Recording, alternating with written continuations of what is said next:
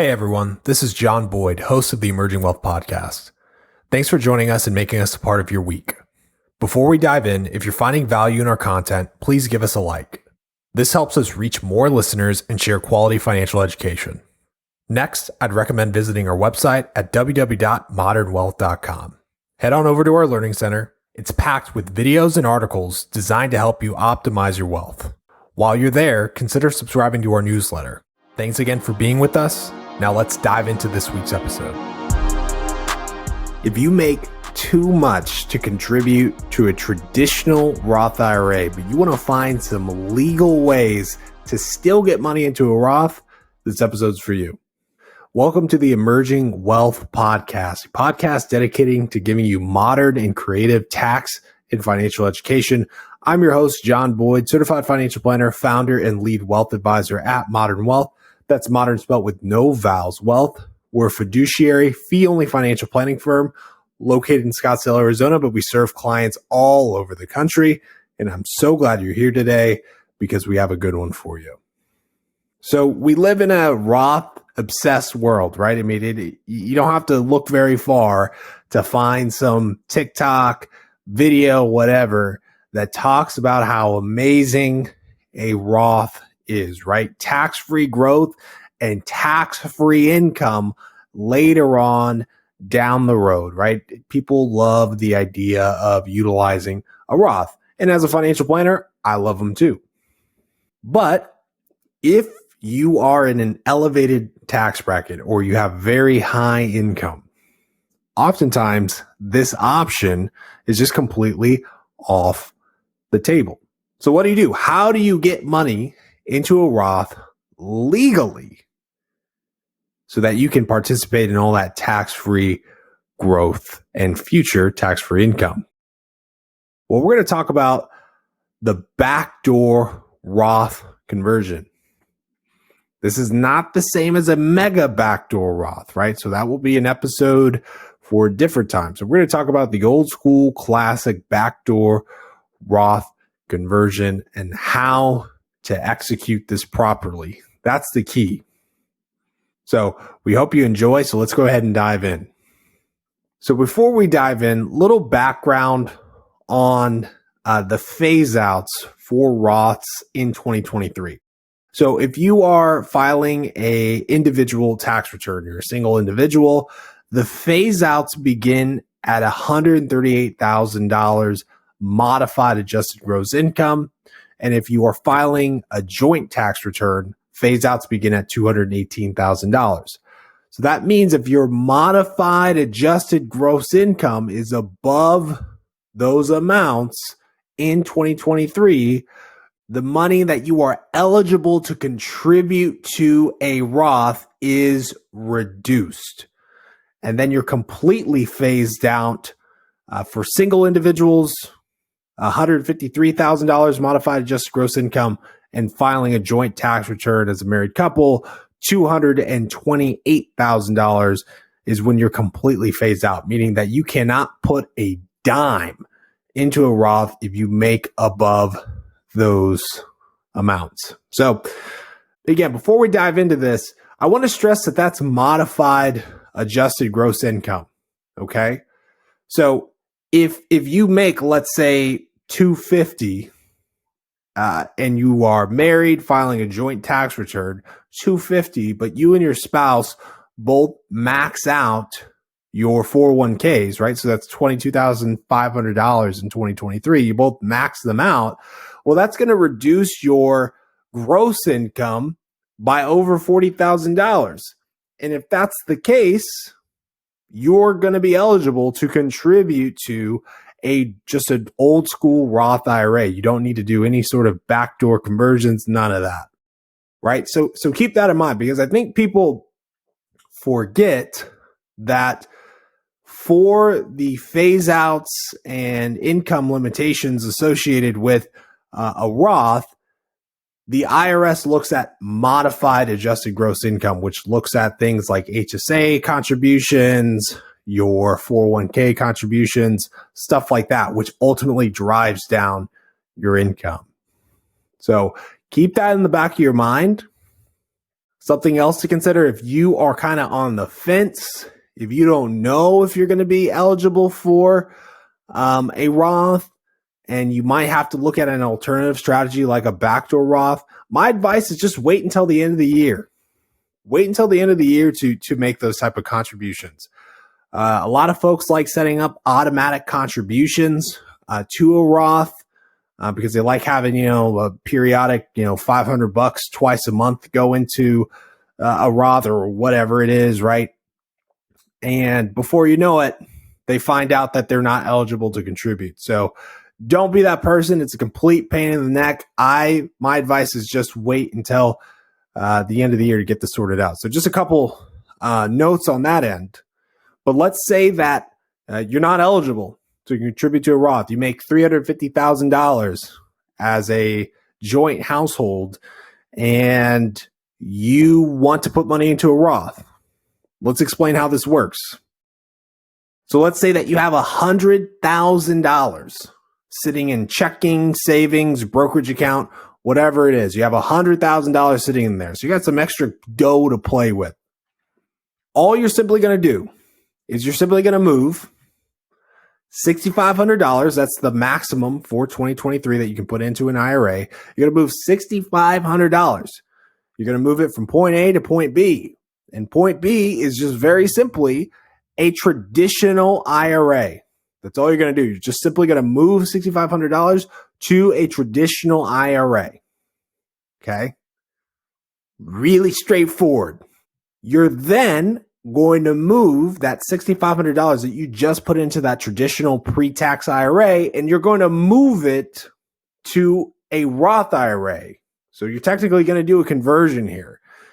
You're going to convert $6,500 from the traditional to a Roth. So move it from point B to point C now.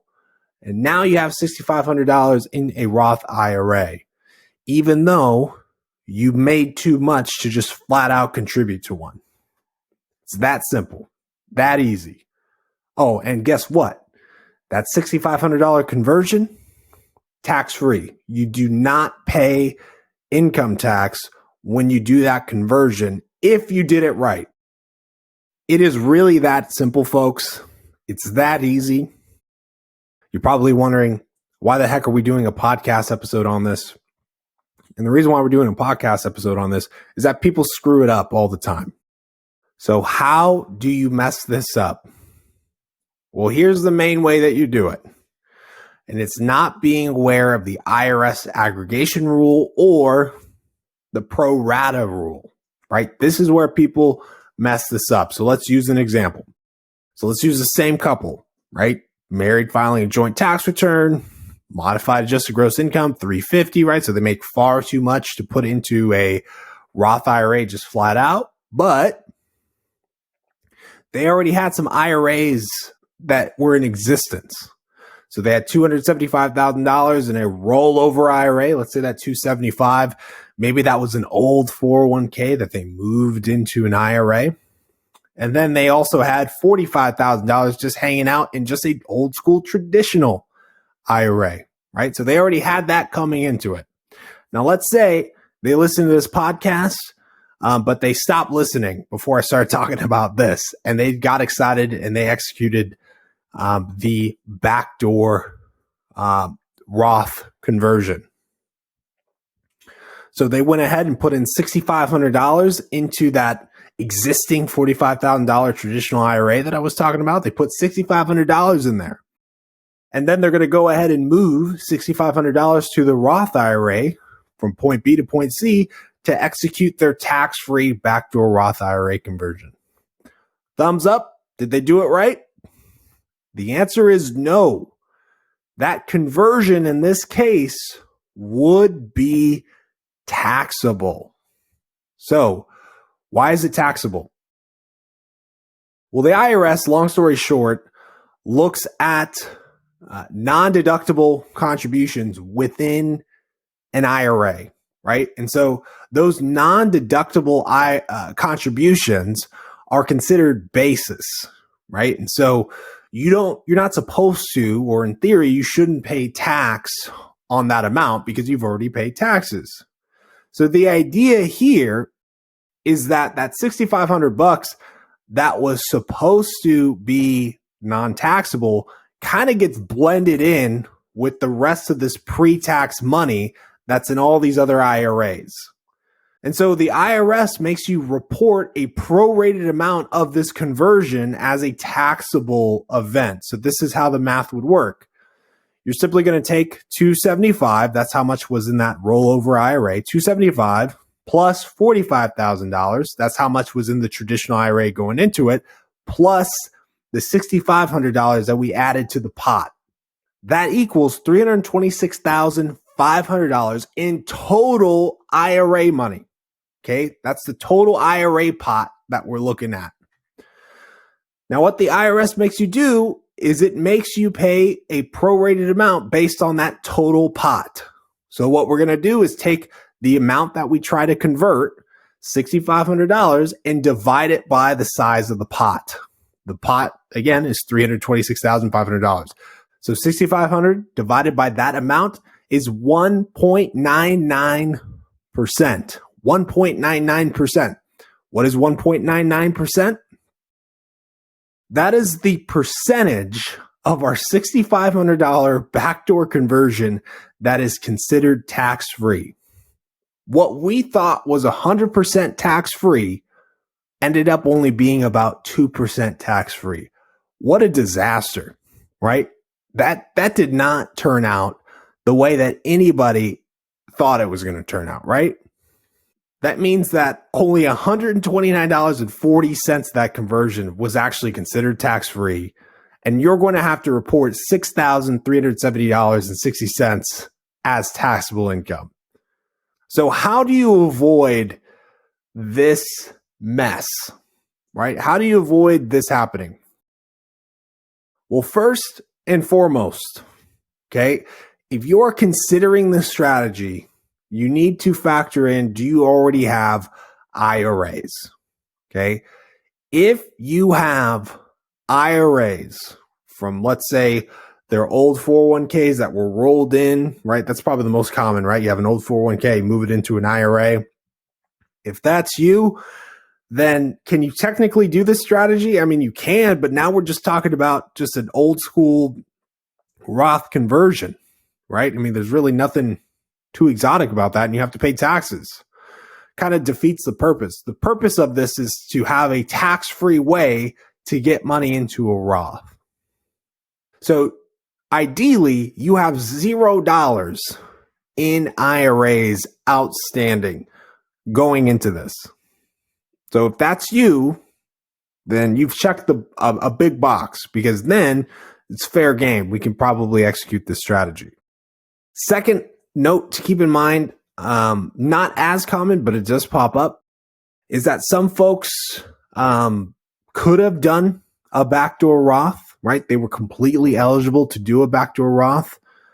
They were putting money into a traditional IRA, but had no idea that you could just do a backdoor conversion. And so as a result, they have years of non-deductible contributions that they've already paid taxes on that are in an IRA.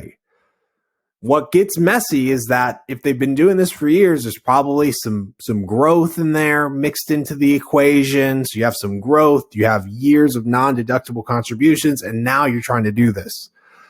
It gets messy, right? It gets messy. We're not going to dive into a dissertation on that, but if that's you, you want to make sure that you have a way to track all those non-deductible contributions so you can do the math on cleaning that up, because that is another scenario that we run into.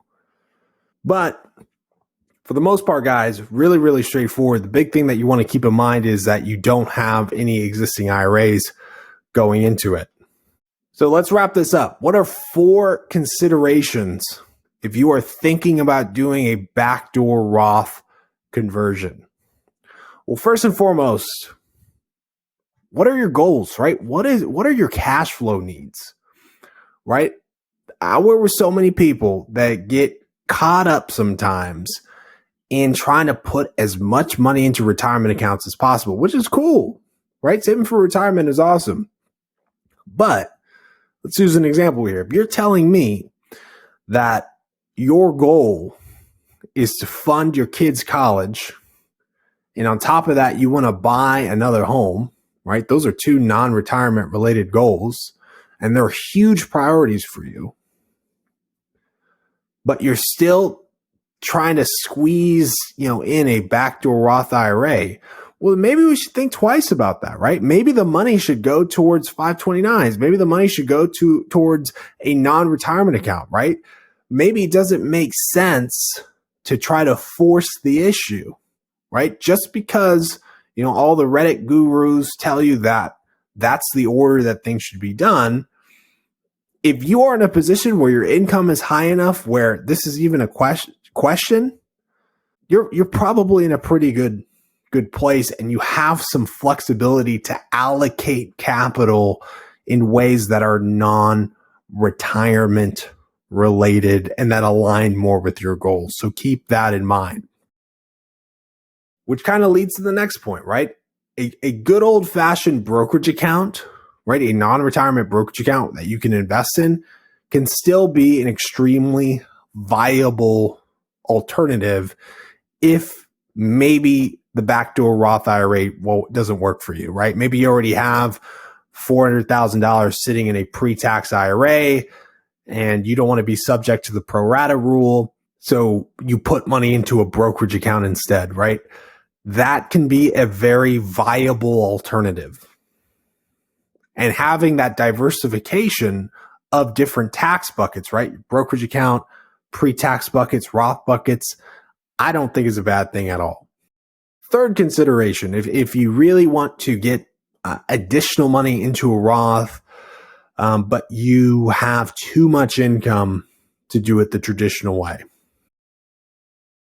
If a backdoor Roth IRA conversion doesn't work for you, that's where maybe the mega backdoor Roth would make sense. These are two different strategies. The mega backdoor Roth has to do with you taking advantage of the after-tax contributions associated with, let's say, your 401k plan, and then immediately converting those to a Roth, all within the employer-sponsored plan.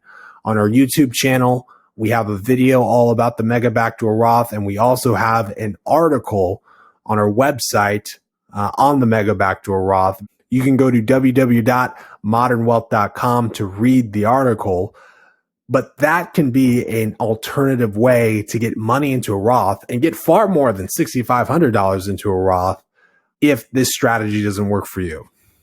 The fourth thing to consider if you want to execute the backdoor Roth IRA is just consider your IRA's investment menu, right? A lot of folks like the flexibility that comes with an old school IRA, right? The entire investment universe is at your disposal. Within a 401k, it is not. But if that doesn't matter to you, right? You really don't care, then something you could consider is rolling over your IRAs to your employer-sponsored retirement plan. You just move it right into your 401k.